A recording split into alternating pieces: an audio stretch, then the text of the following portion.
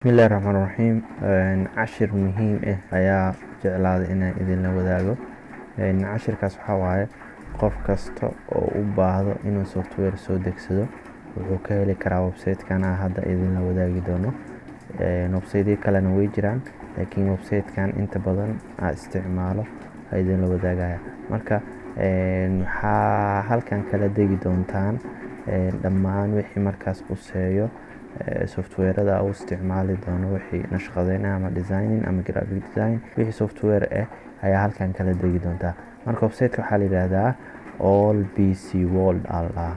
Marka sidaas u qortid waxaa leena midkan hore ku dhufo. Marka ku dhufatid waxaa ku soo bixi doona sadarkan kana ku dhufanaysaa. Marka ku dhufato wuxuu ku soo saari doonaa logadan iyo website-ka noocan. Marka website-kana kala degi kartaa dhammaan wixii aad u baahan tahay. Tusaale waxaa raadinayaa Illustrator oo kale 2019 hadda dhaho wuxuu ii soo saarayaa wixii markaas 2019 oo Illustrator Adobe Illustrator 2019 oo version 23 iyo qaybo kale. Marka waxaa dhihi karaa waxaa rabaa 2021 oo kale inta leeyahay kadib wuxuu sameynayaa wuxuu ii soo saaray 21ka dhammaan wixii aad u baahan tahay iyadoo master class oo Adobe dhammaantood iyo mid kali hadaa rabtid inaad degso. Marka inta badan waxaa fiican haddii aad dhammaan wada isticmaalin inaa midka aad u baahan tahay kaligiisa soo degsato, kaas kugula talinayaa. Haddii dhammaan Adobe applicationadeeda aad u wada baahi qabtaa isticmaashana waa gooni waad degsan kartaa. Marka kan waxaa leenahay Adobe Illustrator 2021 haddaa ku dhufato wuxuu ii soo saarayaa sidaan.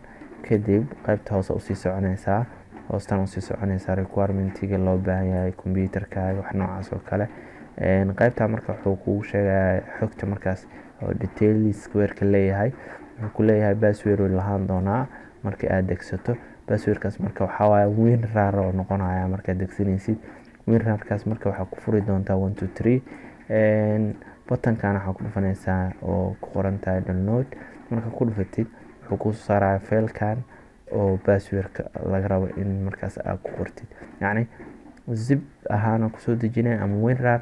Password-kaas marka lagu weydiin doonaa inaad geliso waa gelin doontaa. Button-kaas marka ku dhufano wuxuu noo soo saarayaa wejigan marka ku soo saaro si automatic mararka qaar wuxuu kugu bilaabi doonaa qaybtan hoose ka arkaysaa inuu soo dejiyo. Mararka qaarna waxaa arki doontaa in uusan waxba bilaabin. Marka haddii uusan waxba bilaabin meeshan asaga kugu sheegayo wuxuu ku leeyahay haddii download-kaaga oo si automatic u bilaabanin click here. Marka halkaan ku dhufanaysaa xayeysiin waa waxaan iska xir.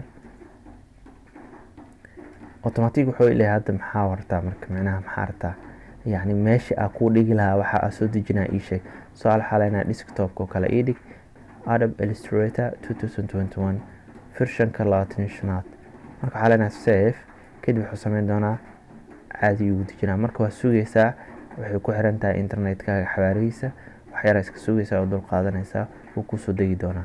Marka waxaa leenahay application-ka u baahan tahay Photoshop hadaa rabtid waxaa leenahay caadi u raadinaysaa wuu ku soo bixi doonaa.